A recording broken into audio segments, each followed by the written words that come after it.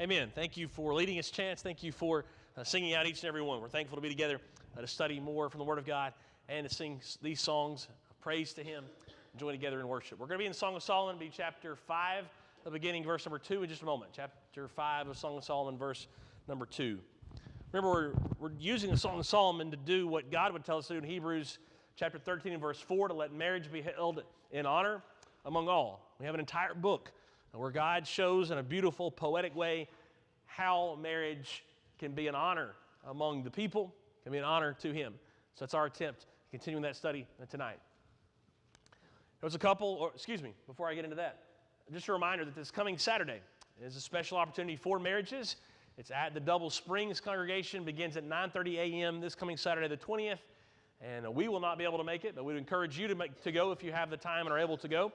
We have other plans, and interestingly, that is also our anniversary date, so it's just a little odd that we cannot make it work. It would be nice if we could, but would encourage you and recommend you go to that if you're able to. Saturday, 9:30 at the Double Springs Church. They're having Lonnie Jones, Ted Burleson, Ben Hayes. We've had all three of those speak at our marriage retreats that we've done in the past few years. They'll also have a lady speaker to help with a couple of ladies' classes, and so I know you'll be blessed if you can make that work this coming Saturday at 9:30 at Double Springs. Married couple went to a counselor. They were having some issues, and so the counselor wanted to start as calm as he could, and he just simply asked, well, what brings you here? And the wife answers first and says, well, he's just super literal, takes everything as literally and as seriously as possible, and I can't stand it. So he looks to the husband for an answer. And the husband says, my truck. Because he takes everything so literally, his truck brought them there. So you just see why she was frustrated by him, taking everything too seriously. There was another husband who had some issues with remembering his wife's birthday and their anniversary date. So he saved up a good amount of money. And he went and he worked out a deal with the florist, and he said, can I pay in advance for you to cover me for years into the future? I write the dates down, you program them, you plan them, birthday, anniversary, flowers, every year. So they came to this agreement. He paid her up front. And for years, he was set. She always got beautiful flowers on the days that he needed to remember. So one anniversary evening, he walks in from work. He sees the beautiful flowers on the table, and he says, wow, beautiful flowers. Where'd they come from? So he had forgotten that he had set that up, and he was in trouble, even though he had paid for them and got her the flowers. Finally, another couple was going through their garage and having a garage sale. And they'd been married some 20, 25 years, and they were trying to clean out their house. And as the husband notices a pile of garage sale stuff, he notices there's a painting that he had gotten her for their anniversary, their 5th anniversary. He holds it up and reminisces, and he notices on the back, he's written this note to her. To my beautiful wife, for our 5th anniversary, I love you with all the love of my heart. Love, Keith. He's a little taken back that she would put this anniversary gift in the garage sale pile. So she walks by, and he says, honey, can we just talk real quick about a couple of these items? And he holds up the painting, and she nods and doesn't say much. He twists it around and shows her the back of the painting. She kind of nods, and he kind of shrugs like, are we really going to get rid of this? And so she says, yeah, I've been thinking. A good black marker should be able to cover up that note on the back, and we can turn around and sell it, no problem. What do we do when we have conflict, disagreements, misunderstandings in the course of our marriages? Do we think that when we know of a couple who is always able to get along and they're able to patch things up and reconcile, and then we see them doing that in all their other areas of life? They get along well with their children's teachers. They get along well at the ballpark. They get along well on their jobs. They get along well in the church. Do we think that those people are just born that way? That there's just this personality gene in our DNA that somehow these people just automatically get along, and that there are people that everywhere they go, every section of life, their marriage, the ballpark, school, restaurants, job, they cannot get along? Do we think that that's just somehow randomly assigned?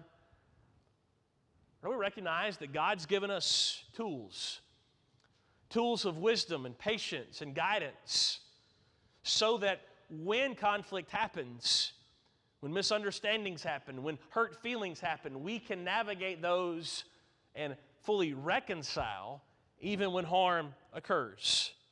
We do start with this understanding that I'm the only person I can control, and I can only control me. And so when I begin with that responsibility, and each partner in a marriage begins with that responsibility, then we have the opportunity then to not only navigate a conflict, but actually to deepen the relationship. The key phrase in all of this is that conflict is the price we pay for a deepening, intimate relationship.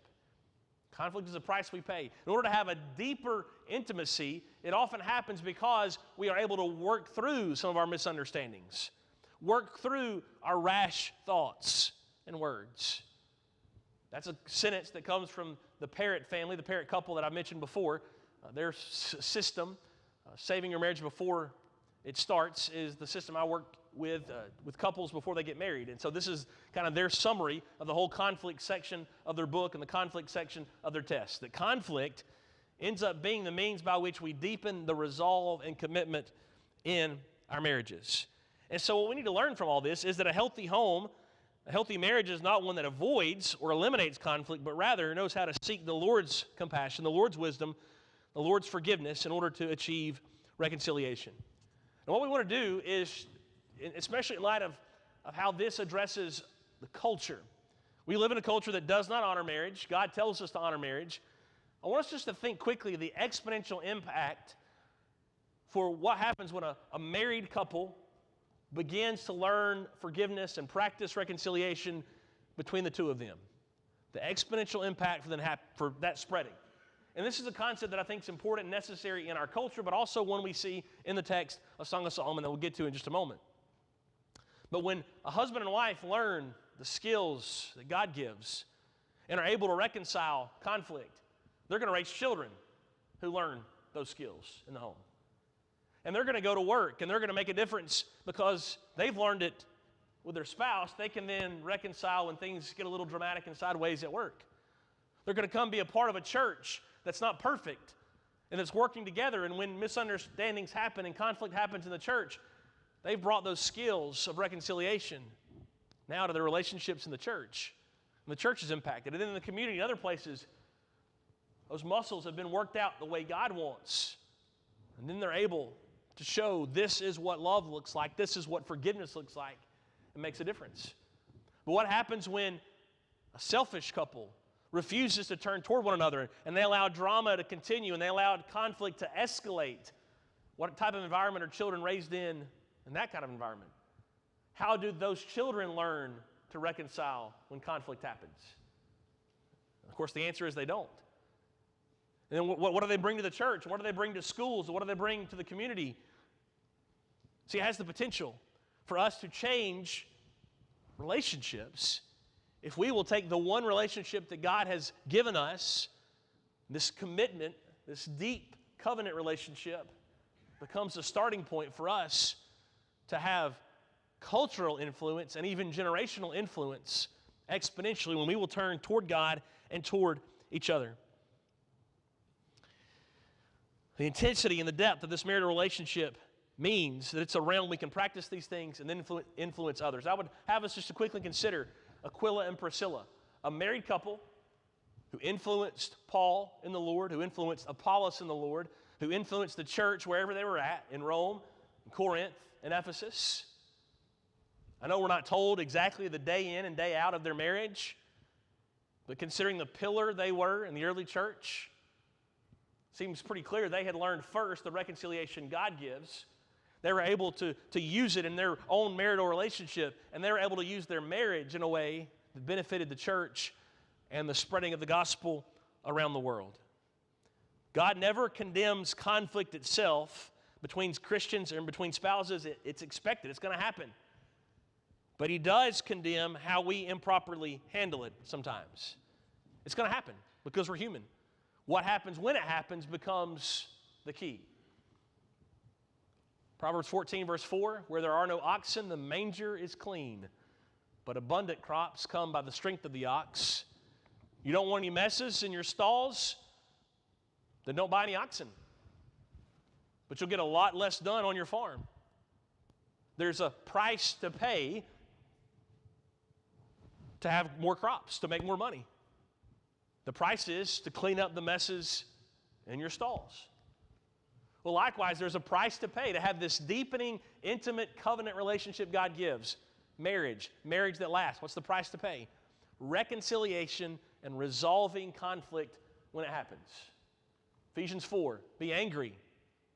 There are times and places that we need to have a righteous anger about things that matter.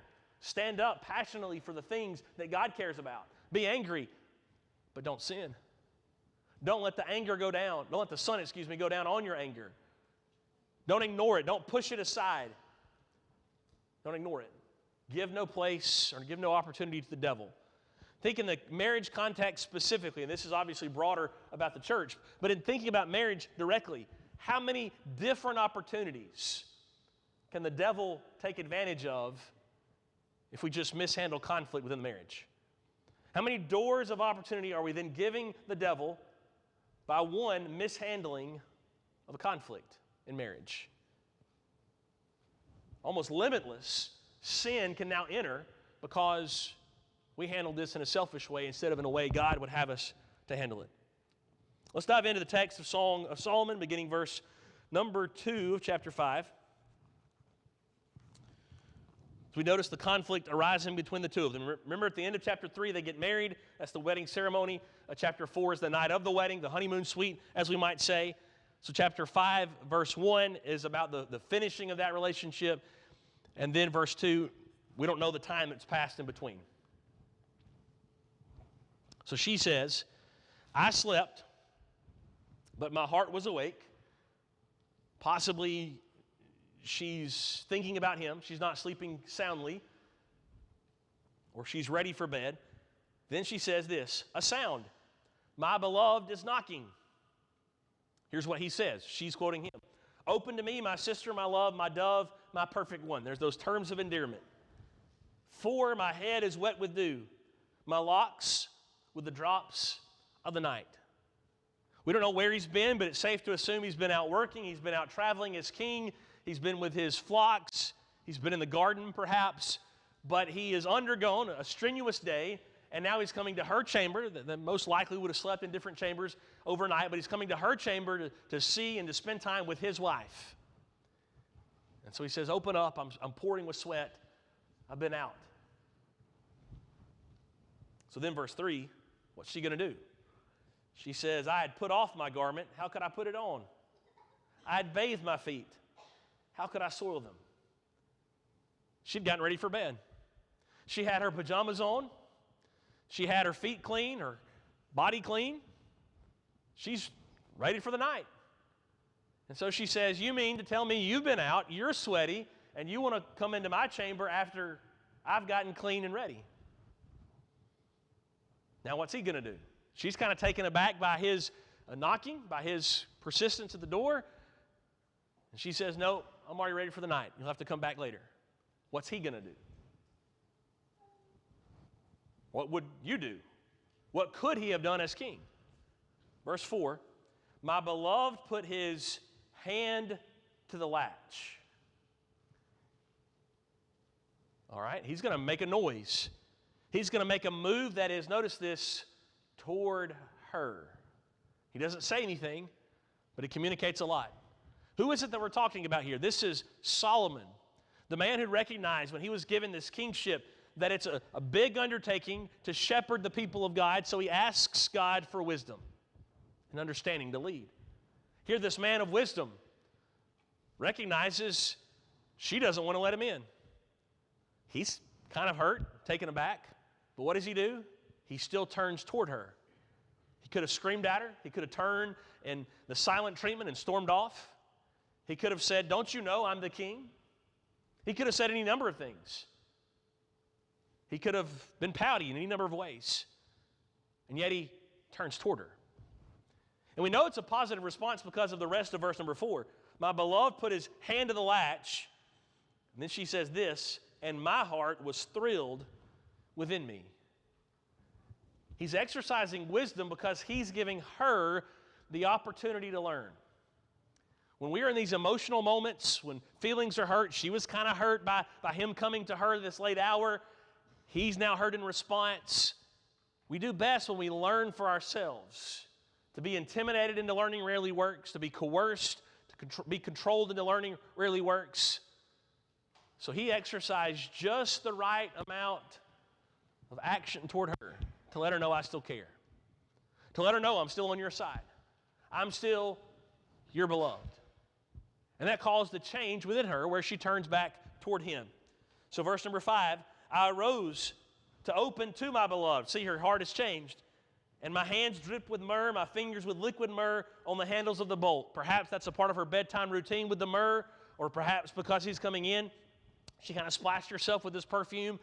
Either way, it almost makes for a little bit of a comedy scene, because here she is. She's beginning to have a change of heart based on what he's done, and it's like she's fiddling with a lot because her hands are so slippery. She can't quite get it open, and it builds apprehension as you get into verse number 6.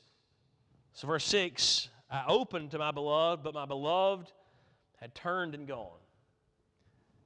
He turned himself toward me. He communicated his love toward me. That opened up something in me, and I went to let him in, and he was gone. So my soul failed me when he spoke. I sought him, but found him not. I called him, but he gave no answer. So the first takeaway for us tonight is this, that conflict is an occurrence when both parties, when we experience mutual harm. It might be the case that one party gets offended and they're able to work through that without the other party getting offended. That would be great too. Jesus kind of lays some of that out for us in the Gospel of Matthew, chapter 5 and chapter 18. But it is also possible, maybe happens more often than not, that when one party is harmed, it causes mutual harm. The other party then gets offended. Well, what's going to happen then becomes the key thing. And so we see that's what's happened here. She's not ready. She kind of gets hurt, and she kind of puts that back on him. She was hurt first, and then her reaction hurts him. Thinking about what could have been. Think about the fact that he did not escalate, but instead de-escalated, is going to make all the difference as this moves forward. All right, let's keep reading. Verse number 8. I adjure you, O daughters of Jerusalem, if you find my beloved, that you tell him, I am sick with love. There's some differing opinions on the translation there in verse number 8, but I think the ESV gets it probably the best, by my opinion, just based on how it continues moving forward. But it sounds like she's roaming the city at night, probably not really where she's supposed to be as a woman, but as she bumps into the crowds of ladies, she says, if you see Solomon, tell him I'm looking for him. I'm sick with love. She understands she's played a role in this. She's sorry. And so she's already going about showing that she's had a change of heart. She's pursuing a resolution. Here's what they say, verse 9. What is your beloved more than any other beloved, O most beautiful among women? What is your beloved more than any other beloved that you thus adjure us? Is it possible they have a little bit of sarcasm in their tone? Is it possible they've been a little skeptical of their marriage and their relationship this far?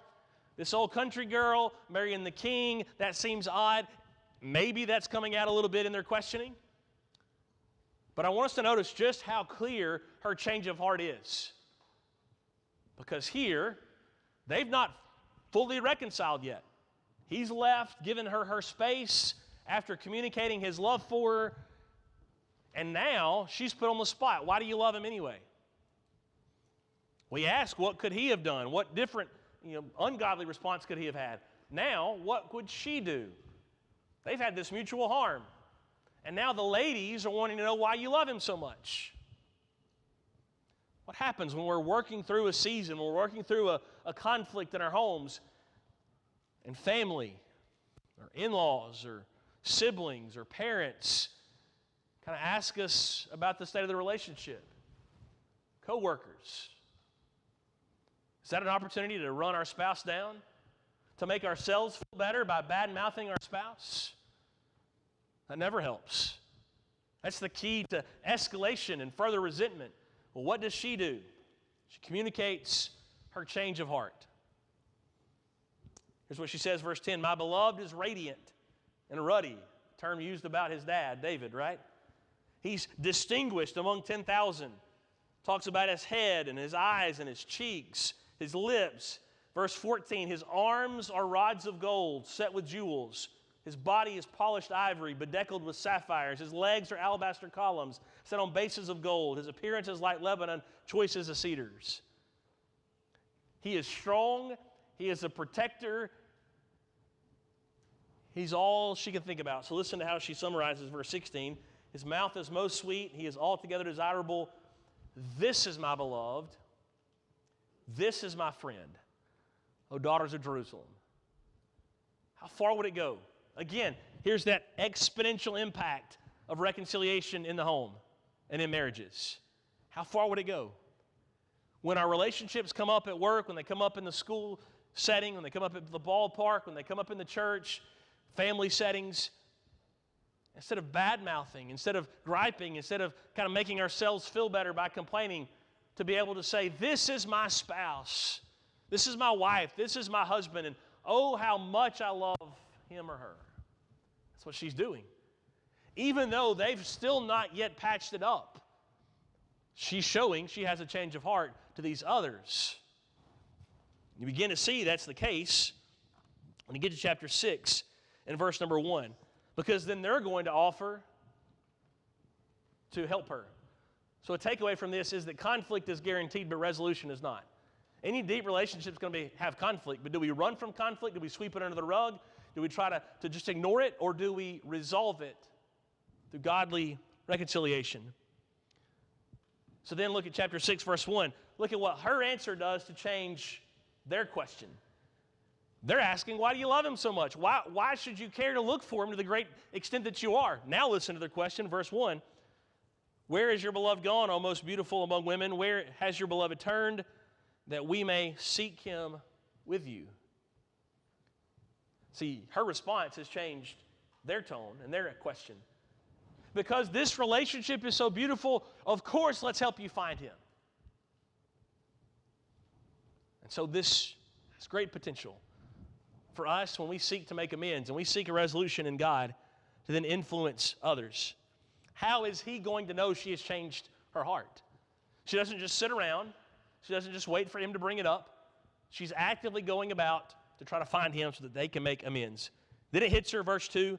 My beloved is going down to his garden, the beds of spices, to graze in the gardens, to gather lilies. I am my beloved is mine. He graces among the lilies.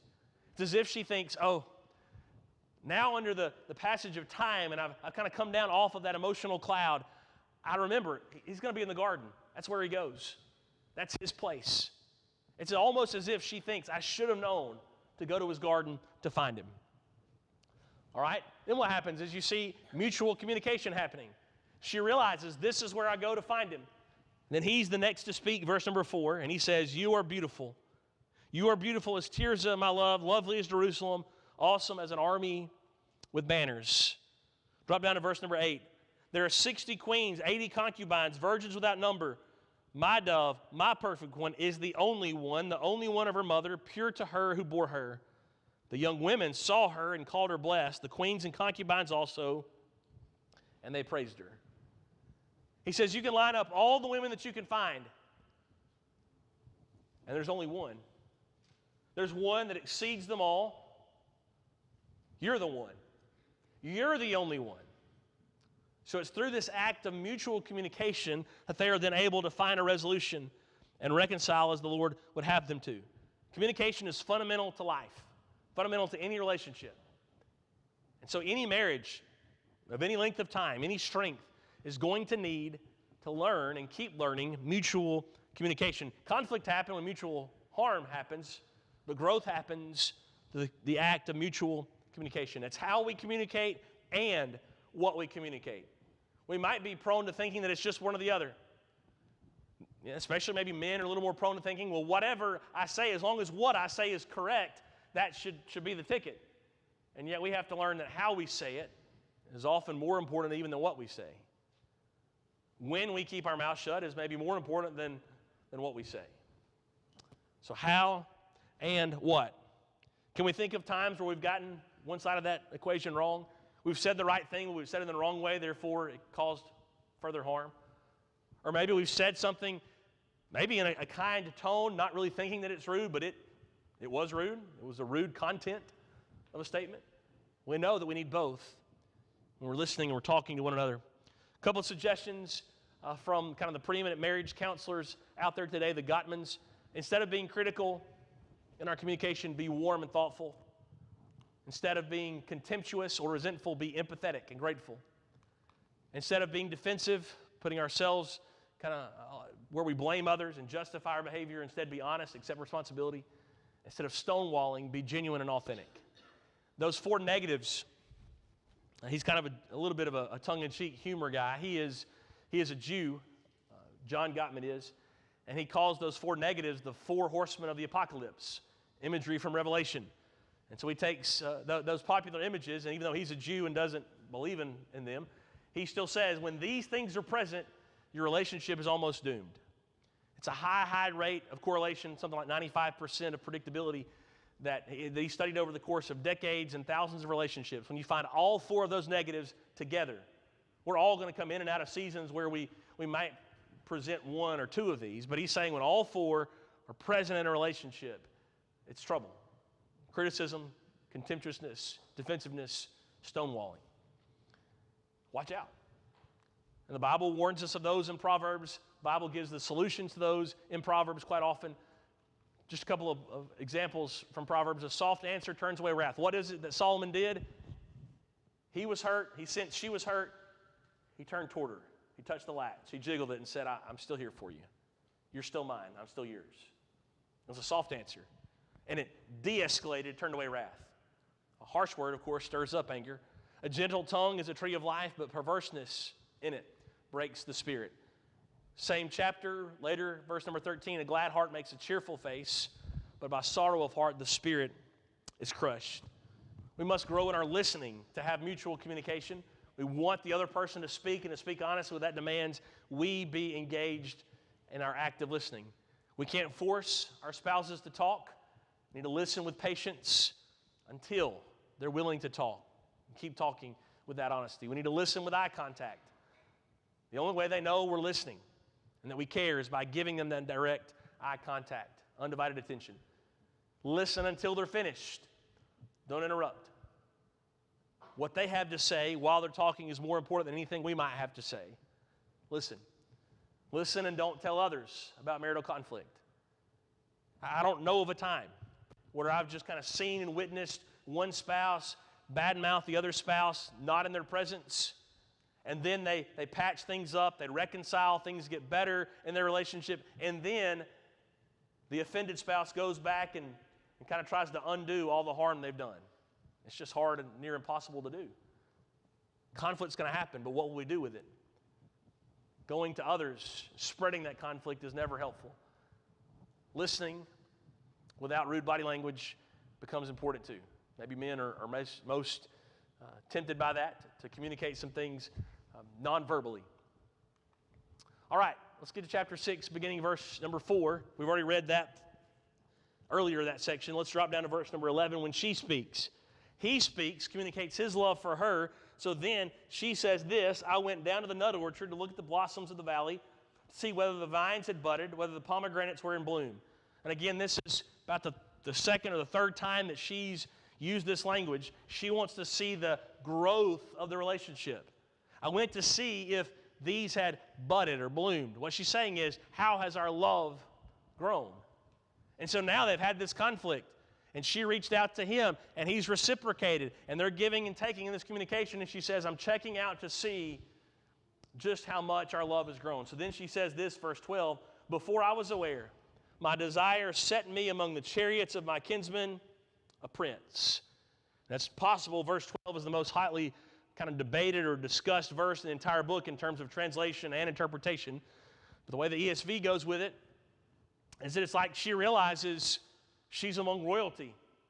It's as if he's jerked her up and placed her right in his chariot, right next to him on the couch. Hey, we're together again.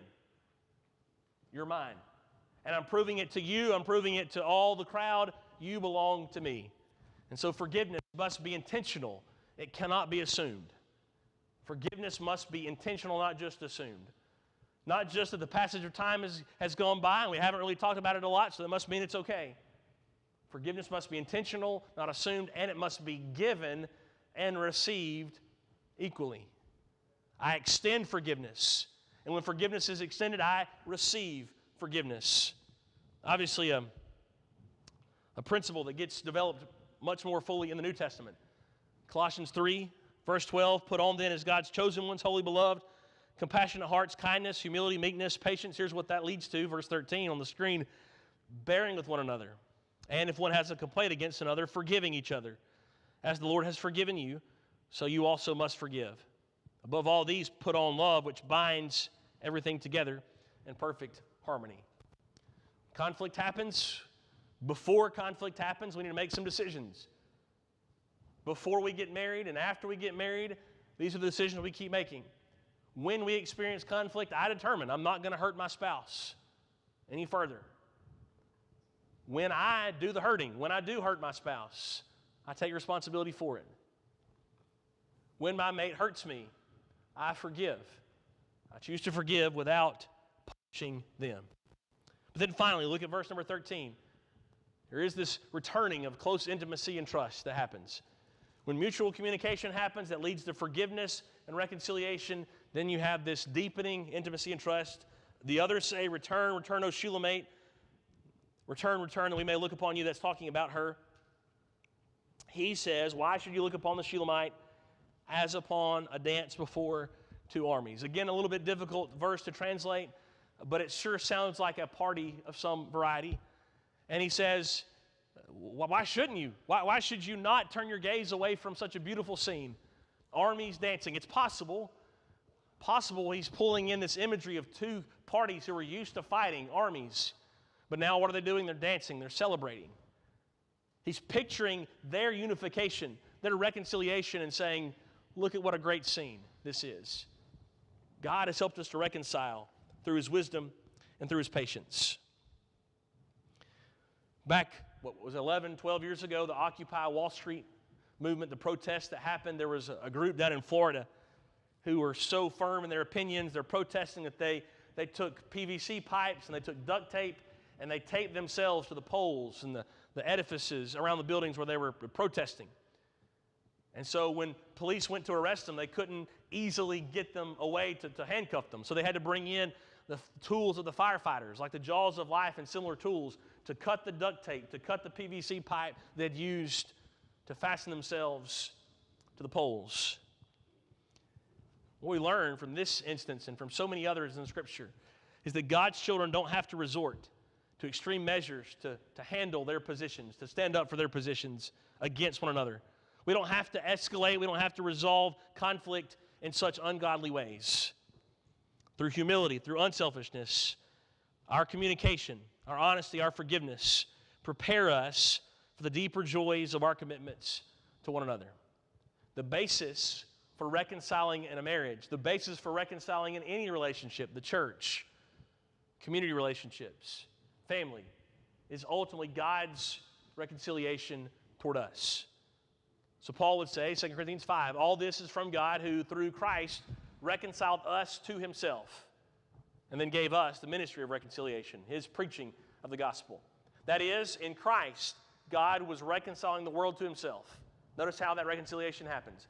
Not counting their trespasses against them and entrusting to us the ministry of reconciliation. So what did Solomon do? He didn't count her trespasses against her. What did she do? She didn't count his trespasses against him.